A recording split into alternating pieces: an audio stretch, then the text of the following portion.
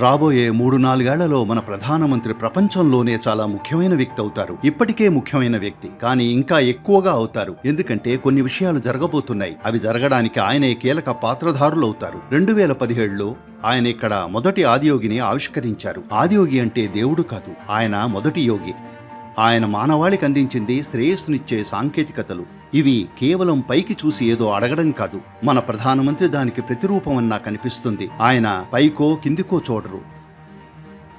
ఆయన నిర్ణయాలు తీసుకోవాలనుకున్నప్పుడు స్పష్టతతో అంతరంగంలోకి చూసి ఆచరిస్తారు. అది ఆయనకు అద్భుతమైన విషయాలు చేసింది. ఈ దేశ ప్రజలకు కూడా. ఈరోజు ఆయనలాంటి మరో నాయకుడు లేరు. ఆయన స్థాయి, ఆయనకున్నంత విశాల దృక్పథం, ఇంకా స్పష్టత గలవారు. నేను ఆయనతో ఎన్నోసార్లు చాలాసేపు మాట్లాడాను. ఆయన ఎలాంటి వ్యక్తి అంటే మీరు దేని గురించి మాట్లాడినా అర్థం చేసుకోగలరు. ఎందుకంటే ఆయనలో ఉన్న ఒక గొప్ప గుణం శ్రద్ధగా వినడం. ఇంకా 75 ఏళ్ల వయస్సు.